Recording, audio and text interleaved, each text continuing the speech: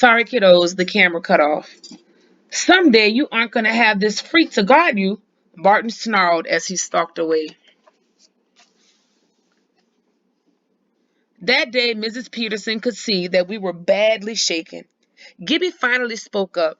Mrs. Peterson, he said, we're all junkyard kids, even though you try to make us feel better about it. We're throwaways, junk, and everyone knows it. Oh, my dear, that's where you're wrong, she said wistfully. Every one of us is my wonder. Don't you realize what a junkyard really is? A place for things that nobody wants, Jody answered. Oh, it is a place full of wondrous possibilities.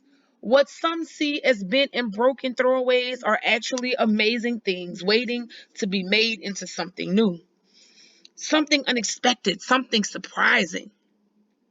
We all looked puzzled. All right, class, get your coats. We are walking to the Melvin Beach Junkyard right now, she exclaimed. At the junkyard, Mrs. Peterson stopped us. Now, form into your tribes. Then collect everything that you think you could be made into something new. Remember, wonders, here's your chance. Forget what the object was. Imagine what it could be.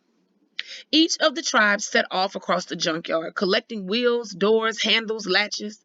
We vanillas hadn't gotten just the right junk, though, until almost the end of our visit. As Rudy, Ravane, Tom, and I were climbing over our last pile of assorted junk, Giddy called to us. He was standing under a shed roof looking up. There, hanging from the roof strut, was an old wrecked model airplane. Gib, that's just an old torn up plane, Tom said, turning to leave. No, Gibby said. It's a beauty. I see it. We are going to rebuild it into something bigger, better, something wonderful, something that will defy gravity itself. This plane is going to fly all the way to the moon.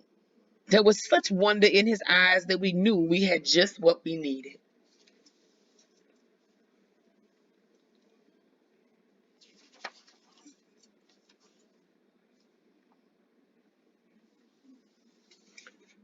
For the next few weeks during the last hour of our class time, we worked on our new inventions. As we hammered and sawed and cut, Mrs. Peterson read to us Great Expectations, David Copperfield, and sometimes poetry. But every day, Mrs. Peterson reminded us some people look at things the way they are and cry. Why? But I want you to look at things and see what they could be and ask why not. Gibby was the boss of our plane project. We removed all the outer skin, built in new balsa struts, and repaired a lot of the skeleton. Ravane replaced the old skin with pure silk. Finally, we painted the rebuilt plane with low resistance lacquer. But would it fly?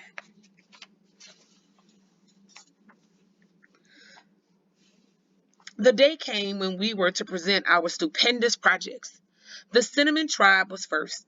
They unveiled a tangled sculpture of hollow tubes. Well, Mrs. Peterson asked the cinnamons, what is your invention? A vibraphonium, the cinnamons called out. It took 3 people to play it. Fabulous. The almonds made a hanging wall maze full of levers, fulcrums, and counterweights. When ball bearings were loaded into the top, they clattered down, bounced, shivered, and jumped as they ran through the maze. Stupendous. When the lemons uncovered their device, none of us could figure out what it was. This is perpetual movement. Dallas Schaefer gave his invention a shove. It leaned way forward, ringing bells, pulling at springs, and twisting back and forth. We must have watched that thing for 15 minutes. It just did not stop. When it was the vanilla's turn, Gibby pulled the covering off.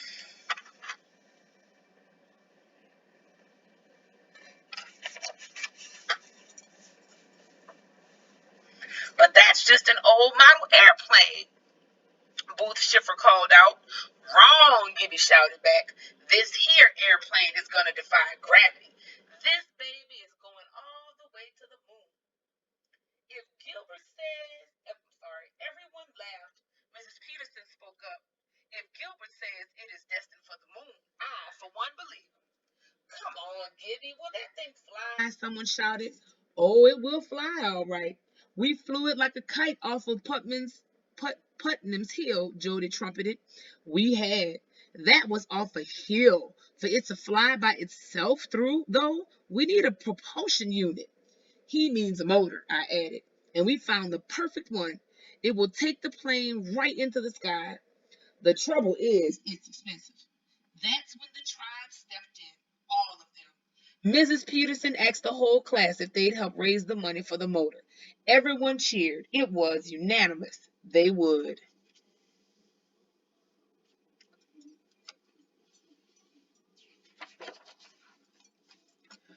For the next few weeks, all of the moms made cakes and cookies and sold them at bake sales. Our dad sponsored car washes. All of us junkyard kids used things we had gotten from Mr. Beach's and made gadgets to sell. By that spring, we had made enough money to buy the perfect motor. The next thing to do was set a date for launch. We wanted everyone in the school to see it. That's when Gibby thought of the school science fair. Perfect, Jody said. He had started missing a lot of school, not feeling well. When he was there, Vane was at his side. Sometimes she even helped him climb the stairs. We could launch it from the school roof, and it would fly right over the field where the fair is. The class cheered. Maybe, Mrs. Peterson said, but wait. This magnificent airship has to have a name. Everyone started calling out names like Fabulous Flyer and Windy Wings. Jody stood up. He sure looked pale. I think she needs to be called the Junkyard Wonder because we made it out of the junkyard and because we Junkyard Wonders made it.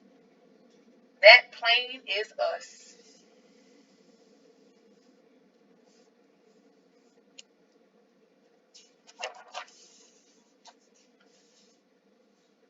It was just a week later when Mrs. Peterson was late. She was never late. Her eyes were red. She looked sad. Please sit down. I have some very bad news. There was silence. We have lost Jody Beach. He passed away last night in his sleep. Then she put her face in her hands and cried. How? I managed to sputter. Ravane and I held hands. Jody had a disease that made his body grow faster than it should. It just kept growing and growing so fast that his dear heart couldn't keep up. It just gave out, Mrs. Peterson answered. Later that day, the whole class went to the woods behind the school to collect flowers and to remember Jody. Now I know what the plane has to be called, a voice called out. At first, we couldn't figure out who was talking. Then, to our shock, we realized it was Ravane. None of us knew she could talk. He wanted it to be called the Junkyard Wonder. That's what it has to be. Tears rolled down her cheeks. All of us agreed.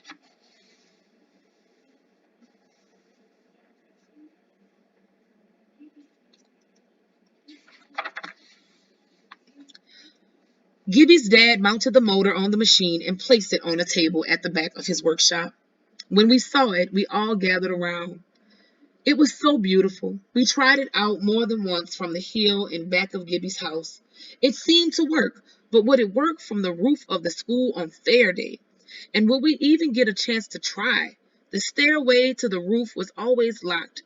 Maybe Mr. Weeks, the janitor, could help us get to the roof. I think he will, Mrs. Peterson said.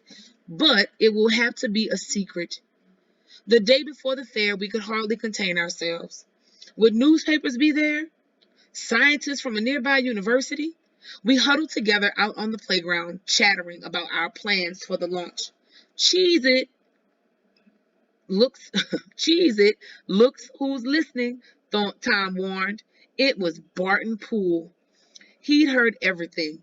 He leaned into Gibby's face. Your dad wears skirts. Then he sneered. And no one's allowed on the school roof. Got it? No one. And I'm telling the principal about your stupid plans.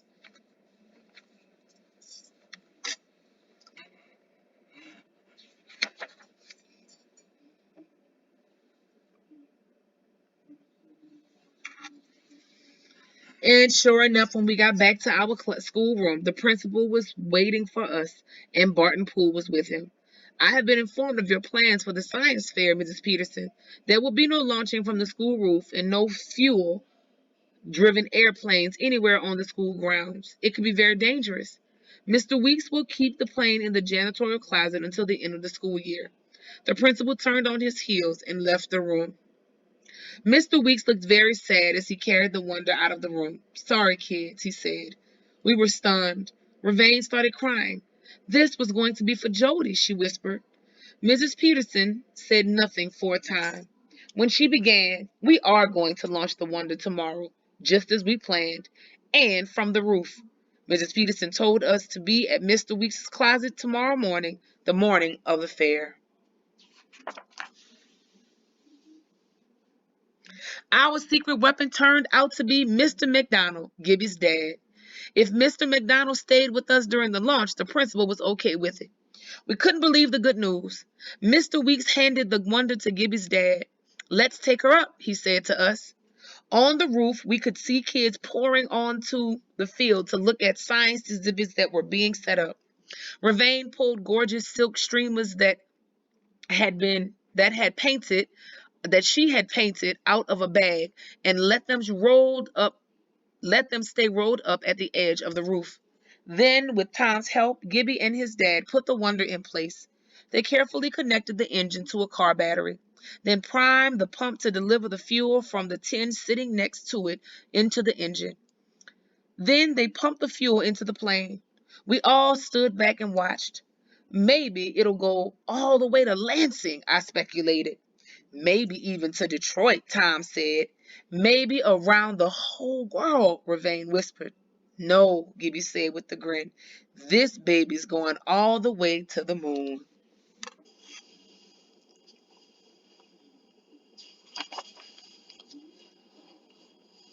When the whole school assembled on the field, Mrs. Peterson signaled Gibby's dad to begin the countdown to start the engine.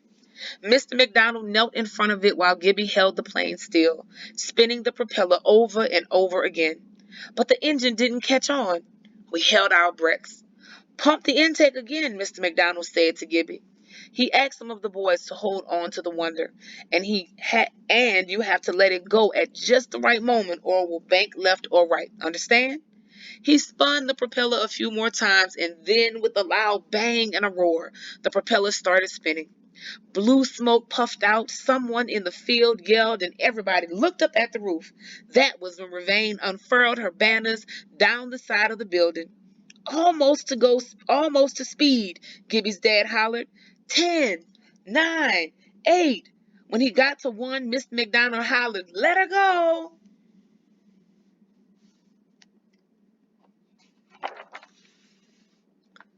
The junkyard wonder shot out of everybody's hands. It was airborne. First, it went out over the field. Then, as suddenly as it started, it sputtered and seemed to stall. Then the engine roared to life again with a noise that was deafening. The wonder's nose pointed straight up, up, and up, straight toward the sun.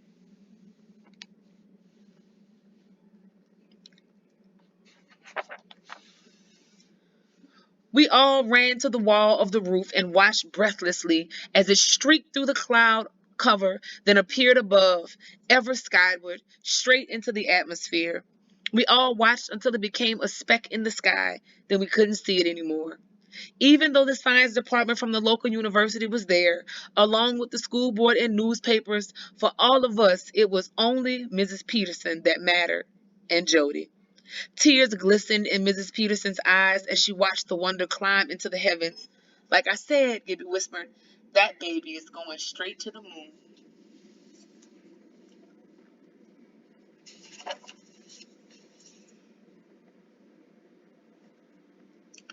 Mrs. Peterson has always been with me. All these years, so have all those in my tribe. Tom went on to become the artistic director of the American Ballet Theater Company in New York.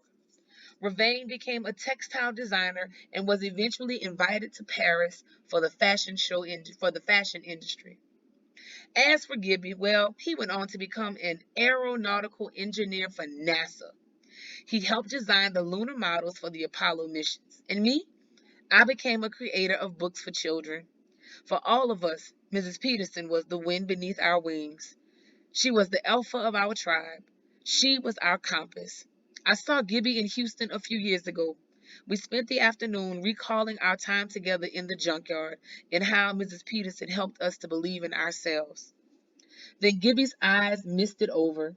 He leaned into me and grinned and said, "Remember that photo that my dad took of all of us that day on the roof after we launched the Wonder?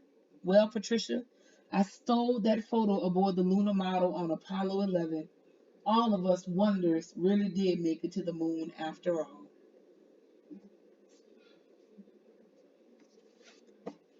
The Junkyard Wonders.